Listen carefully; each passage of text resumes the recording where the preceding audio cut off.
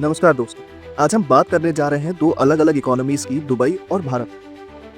Dubai एक ऐसा शहर है जो अपनी जीरो टैक्स पॉलिसी के लिए जाना जाता है, जबकि भारत एक ऐसा देश है जहां कंपैरेटिवली टैक्सेस काफी हाई है।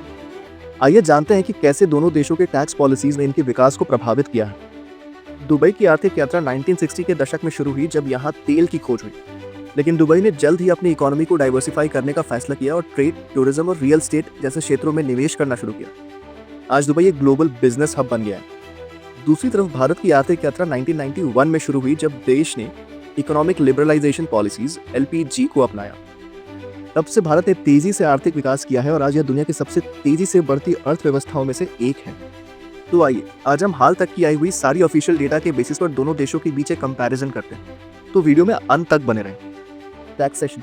इनिशियली हम ये सुनते आए हैं कि दुबई टैक्स फ्री जगह है, लेकिन दुबई में 2023 में लागू हुआ 9% का कॉर्पोरेट टैक्स ऐसी कंपनीज पर जिनकी सालाना प्रॉफिट 375,000 दिरहम है।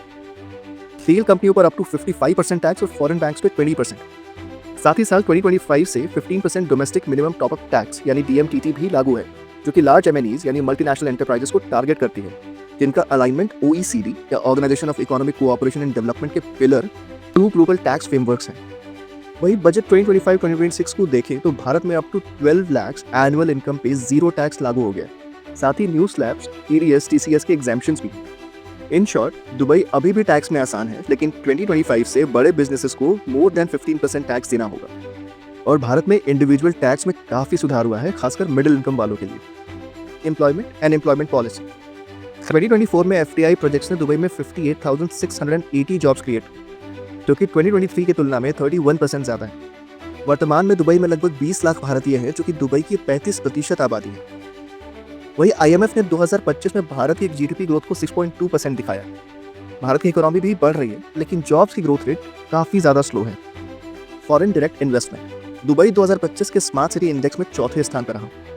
दुबई में 2024 में कुल 1826 एफडीआई प्रोजेक्ट स्टार्ट हुए, जो कि पिछले साल से 11% की ग्रोथ पे है। लगभग 1117 ग्रीनफील्ड प्रोजेक्ट्स, जिनमें 58.3% टेक्नोलॉजी गियर कंपनीज रहीं। वहीं भारत में भी फिस्कल ईयर 2024-25 में $81.04 बिलियन एफडीआई का निवेश आया, जो कि पिछले साल से 13.6% ज्यादा है। लेकिन टेक्नोलॉजी रिलेटेड प्रोजेक्ट्स में भारत अभी पीछे है। दुबई अब खुद को ग्लोबल टेक हब घोषित कर रहा है। फ्री जोन्स में टेक कंपनियों की भारी उपस्थिति हो रही है। वहीं भारत भी तेजी से R&D एंड स्टार्टअप्स में निवेश बढ़ा रहा है। भारत सरकार बजट में R&D टैक्स क्रेडिट ला रही, जो कि अनुमानित 2026-27 से लागू हो सकता है। देखिए, टैक्स अकेले नहीं, बल्कि लॉज, इंफ्रास्ट्रक्चर और पॉलिसीज, ये सभी एक अच्छे विकास का आधार है। भारत को टैक्स सुधार, इजी लाइसेंसिंग, जांच के लिए innovative free zone, digital law system, faster project processes जैसे कदम दुबई मॉडल से प्रेरित ही कर लेने चाहिए। साथ ही भारत को लीगल डिस्प्यूट्स को तेज और सरल बनाना चाहिए और स्टार्टअप्स को टैक्स, फैसिलिटीज और इन्वेस्टमेंट में भी मदद करनी चाहिए। अगर आपको ये वीडियो पसंद आया हो तो अपने दोस्तों से शेयर करें। फिर मिलेंगे एक और नए इंटरेस्टिंग टॉपिक के साथ। तब तक के लिए जय हिंद।